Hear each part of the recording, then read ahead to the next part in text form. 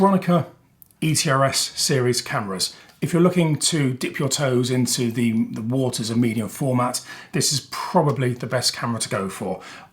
Relatively inexpensive, although getting more expensive as the years are going by. Very reliable. My name is Jonathan Harris. I'm going to run through the main features and also just talk about the various models that have been available throughout the years.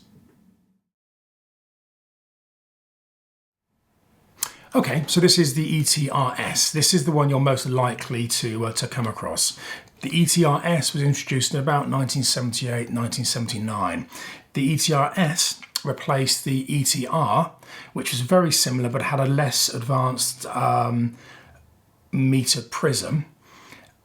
It also replaced the ETRC, which is a lot easier to spot because the ETRC has a built-in film back. The film backs on the ETR, ETRS, ETRSI cameras are all interchangeable. So this is the ETRS. The ETRS was replaced by the ETRSI. The ETRSI camera has TTL flash. You'll see there's a dial here to set the film speed and a little multi-pin plug to plug the METS SCA386 TTL adapter into. If you're buying one of these, I'd recommend either the ETRS or the ETRSI. They're all reliable, all good cameras, but the very earliest ETR and ETRC cameras probably less reliable than these slightly later models. Okay, so fundamentally, four parts of the camera. You have the lens, you have the body, you have the back, you have the viewfinder. Let's start with the body. On this side, you have the wind on crank and the shutter release button. This little lever here is actually quite important. That's the multiple exposure lever. If you don't have a film in the camera, in the back, loaded in the back, the only way to make the camera operate is to actually put the multiple exposure lever down. So at the moment there's no film in the camera, nothing's happening. Put the multiple exposure lever down, then the camera will now cock and it'll fire. But if you load film into the camera, don't forget to take that off because otherwise you get all your shots on the one exposure. So wind on crank, multiple exposure just below it. The wind on crank is held on by a little silver pin just there, which pulls out if you want to attach the speed grip. Now this is the speed grip, which I'll talk about later, which comes in very handy if you're using a prism on the camera. So moving to the front, you've got the shutter release button there, which has a little lock around it should you need it, and you've got the flash sync on this side. Moving to the opposing side, lens release, shutter speed dial. Shutter speeds go from a 500th of a second all the way down to 8 seconds. The shutter mechanism is electronically controlled with a PX28 battery. If the battery gets low, the shutter will default to the mechanical speed, which is 1/500th of a second. So that's something to watch. If you don't spot the batteries getting low, you might suddenly find yourself firing on a 500th, not on a 30th, not on a 60th, so you get a lot of underexposed shots. So do bear that in mind and regularly change the battery. The little button there is a battery check. Push it down, look into the viewfinder. You probably can't see that. There's a little red light which just glows up, which just glows. Hold the button down about 8 to 10 seconds and just make sure that little LED stays nice and bright just to check the battery. Little button there is the back release, and there's a cable release socket just there.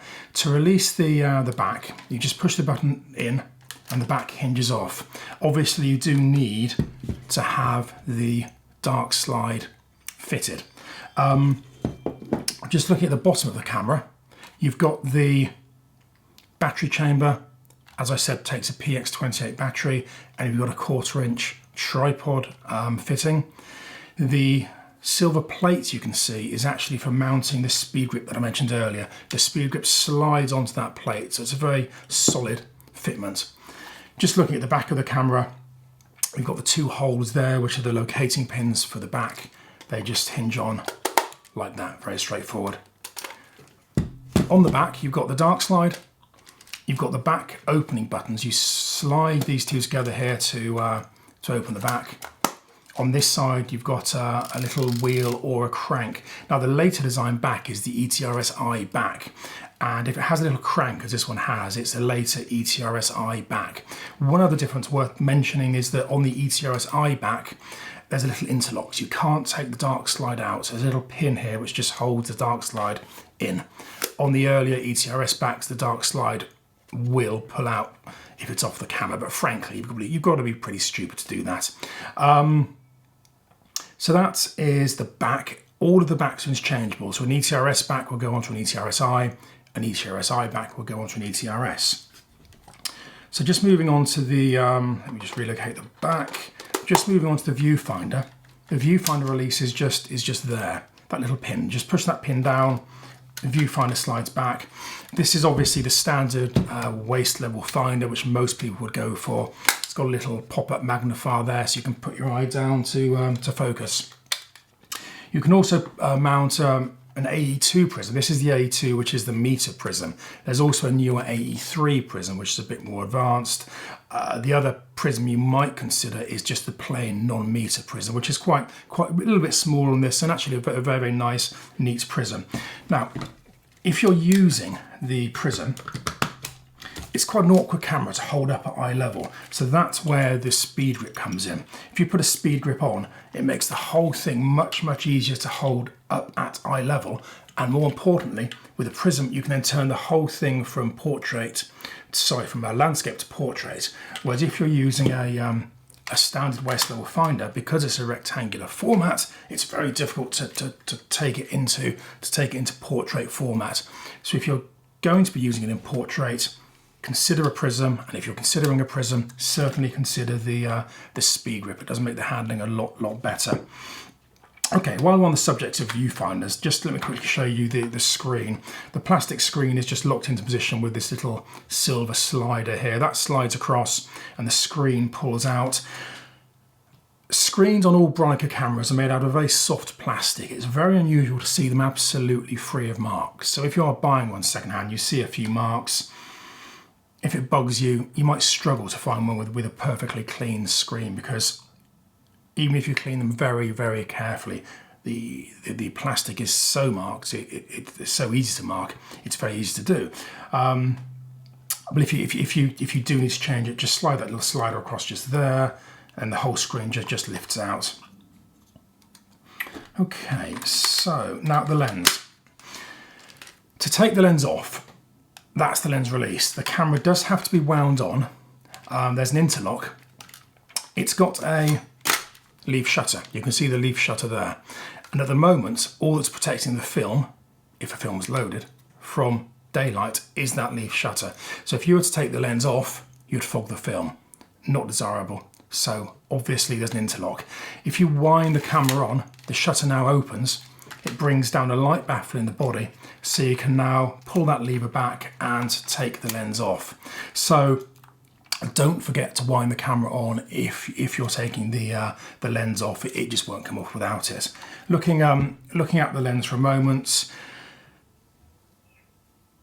Aperture ring, pretty straightforward. Focusing ring, very straightforward. There's a little silver lever just here, which is the depth of field preview. On the back of the lens, you'll see this is quite important, you'll see two green dots.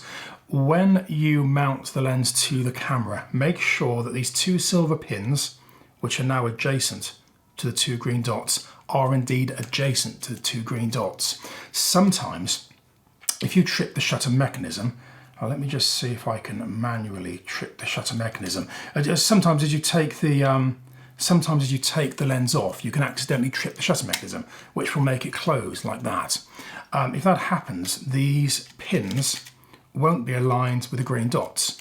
That now won't go on the camera because it's come out of synchronization. So what you've got to do, very simply, is just push those pins around to the green position, and that is now ready to go onto the camera. All of this is explained in the instruction book, but inevitably people skip that bit or forget about it.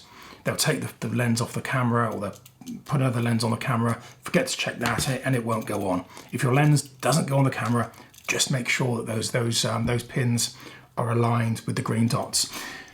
Lenses available. This is the standard 75mm lens.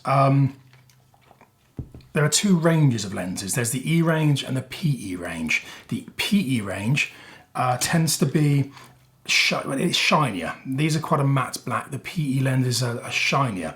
The PE lenses were introduced with the ETRS-I camera, and in many cases are optically a little bit better, particularly with the wide angles. So if you're looking at 40 or 50, then the PE lenses are a little bit better optically.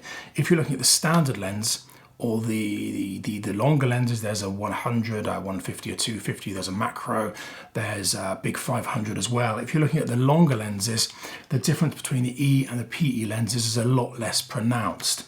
In fact, I've heard, I'm not sure if this is absolutely true, but I've heard there is no difference optically between the 75 E and PE and between the 150 E and PE lenses. So don't worry too much about that. If you're looking at wide angles, yeah, look at the PE lenses. But if you can afford the E lenses, they're still very, very good lenses. You know, optically, very, very sharp indeed. Okay, so that's the lenses. As I say, be very careful with the interlock because it's got to be wound on. And as I said right at the start, if you don't have a film in the camera, make sure you put that around, because that'll then allow you to cock the shutter, cock the camera, open the shutter and take the lens off. Okay, so that's pretty much it. You've got the lens, you've got the body, you've got the back, you've got the waist level finder.